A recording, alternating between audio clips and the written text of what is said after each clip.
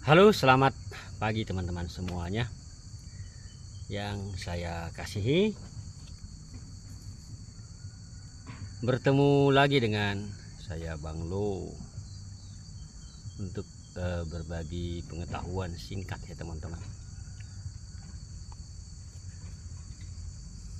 Teman-teman, pada pagi ini saya coba akan memberikan pengetahuan singkat tentang kesengsaraan dan kesabaran di dalam menghadapi sakit akibat santet atau sihir tersebut ya teman-teman ya. Karena tidak menutup kemungkinan akan membuat keputusasaan terhadap sakit yang dialami tersebut.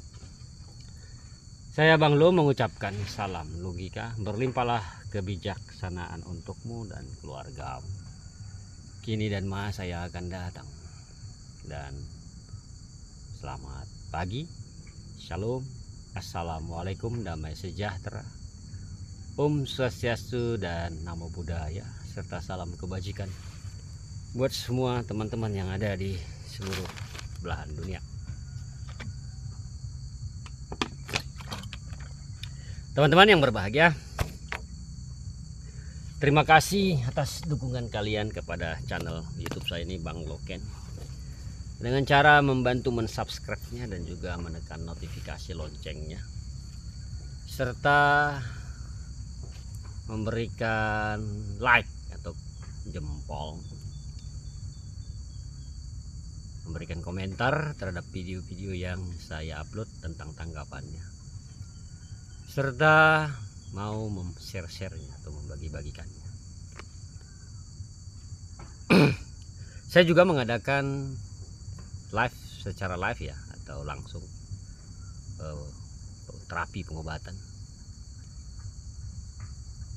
tapi sistemnya bergabung teman-teman ya, untuk mengikuti pembersihan dan pelepasan ikatan sihir atau santet tersebut pada tubuh orang-orang di luar sana yang mengalami sakit akibat sihir, terlebih sakit akibat energi negatif, santet guna-guna, maupun orang-orang yang suka kesurupan.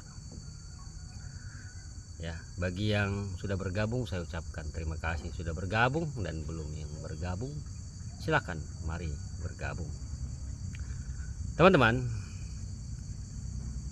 mungkin ya bukan sebagian ya, kalau orang yang sudah terkena santet atau sihir, dalam pemikiran itu kemungkinan besar pasti akan keluar keputusasaan ya. Keputusasaan lah. Keputusasaan ini karena sakit yang dialami. Keputusasaan ini sangat sakit yang dialami. Tapi ada juga orang yang mengalami keputusasaan ini, dia sudah menemukan penawarnya, tapi karena gagal fokus akhirnya dia menjadi lemah.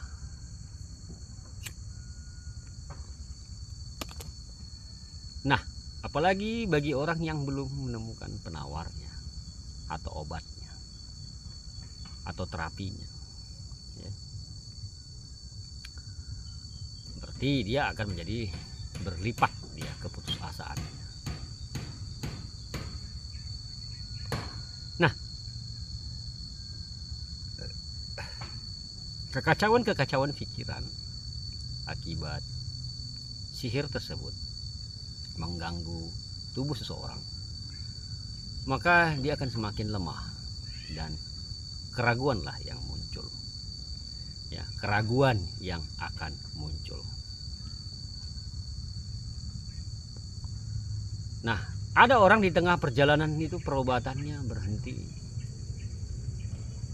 padahal dia sudah tidur nyenyak, makan enak, tapi di pertengahan jalan pengobatannya dia berhenti karena merasa sudah enak. Padahal sifat dari energi negatif ini atau sihir tersebut teman-teman, sifat Sakitnya ketika sakit itu pulang kepada pengirimnya, dia akan berhenti sejenak menunggu kewaspadaan si korban hilang atau longgar. Nah, di samping itu si pelaku juga akan memulihkan badannya atau dirinya, karena ketika seseorang dibersihkan atau diterapi atau dilepaskan, maka si pelaku itu akan mengalami sama seperti yang dialami si korban. Dia akan memulihkan badannya sejenak. Tetapi teman-teman, kadang manusia ini percaya dengan apa yang dilihatnya. Dia lebih mempercayai apa yang dia lihat. Memang benar, apa yang dilihat itu yang dipercayai. Tetapi ingatlah, penyakit akibat sihir atau roh-roh jahat atau jin itu juga tidak bisa dilihat dengan mata. Maka ketika si pelaku sakit juga tidak bisa kau lihat. Kelihatannya sehat, tetapi dalamnya sudah rusak. Begitulah. Karena santet itu juga nggak bisa dilihat kan. Tapi kita merasa nggak enak badan itu. Merasa badan ini kayak tidak nyaman. Terlebih bagian kepala. Nah, perobatan-perobatan tentang sakit akibat santet ini banyak di luar sana. Tapi satu hal yang perlu saya berikan sama kalian ya, kata kuncinya. Ketika seseorang dibersihkan atau dilepaskan dan dia sudah bisa makan dengan enak, terasa makanan itu, rasanya enak dan terasa di lidahmu, dan tidurmu juga enak. Disitulah kau yakinkan dirimu bahwa perobatan ini harus dilanjutkan. Tapi ketika kau melakukan pembersihan dan apalah namanya, entah apa namanya itu,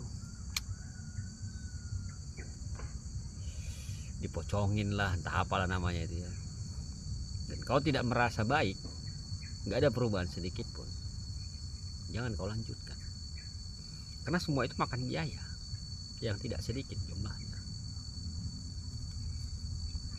ya. Itu akan memakan biaya yang tidak sedikit jumlahnya.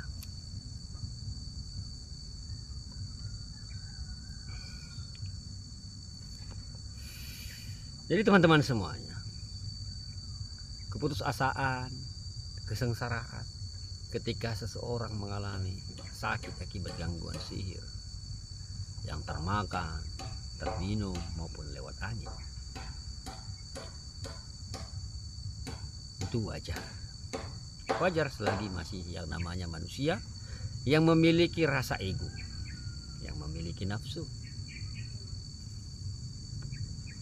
Tapi anggaplah itu semacam kekuatan bagimu untuk menjadi sosok yang lebih tangguh dan tidak cengeng.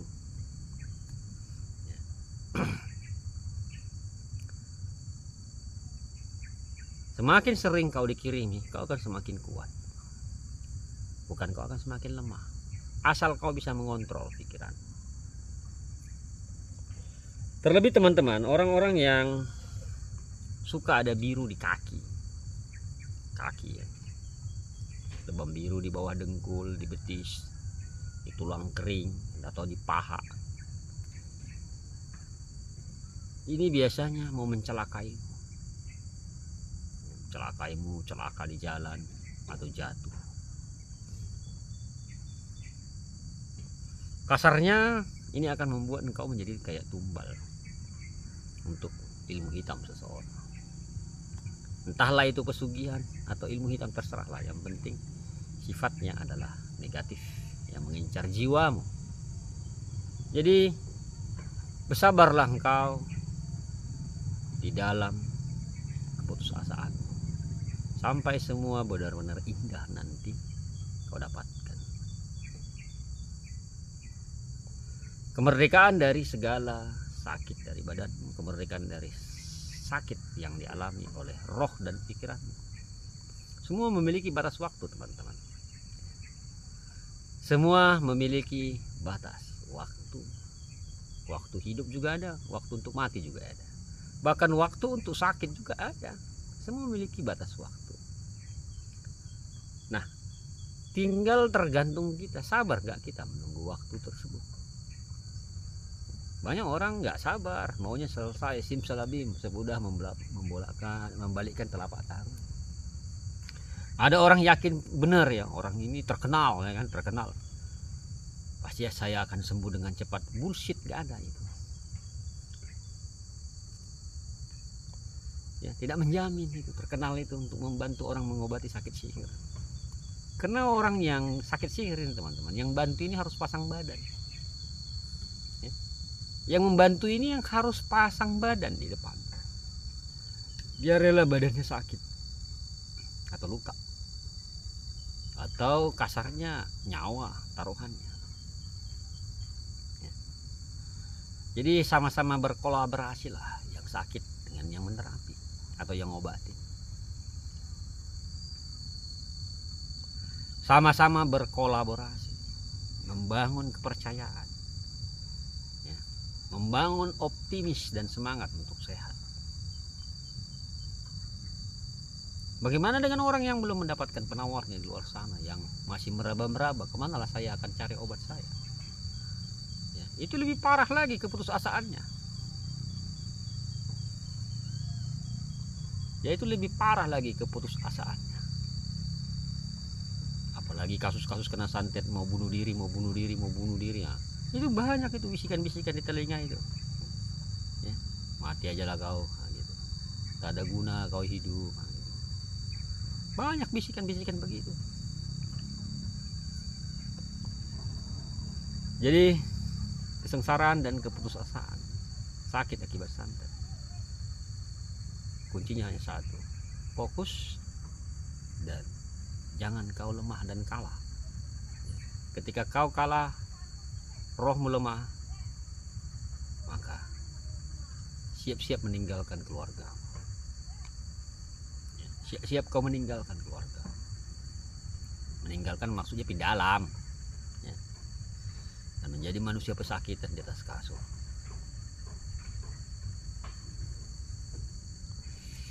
Jadi teman-teman semuanya yang saya kasihi, saya selalu menekankan sama pasien-pasien saya atau klien-klien saya maupun subscriber saya, berbahagialah orang percaya walaupun dia tidak melihat. Artinya di sini sakit akibat santet ini itu tidak bisa dilihat. Kayak kentut, tut katanya, baunya yang ketinggalan yang bisa dirasakan. Tapi angin kentut itu kan tak bisa dilihat, atau kentut tersebut kan tidak bisa dilihat, tapi baunya ada. Begitu juga orang kena santet, sakitnya ada tapi nggak bisa dilihat santet itu. Teman-teman semuanya, semoga pengetahuan singkat ini bermanfaat untuk orang banyak di luar sana. Ya, bermanfaat untuk orang banyak di luar sana untuk lebih fokus dan semangat di dalam menaikkan semangatnya, fokusnya untuk sehat dan untuk sembuh.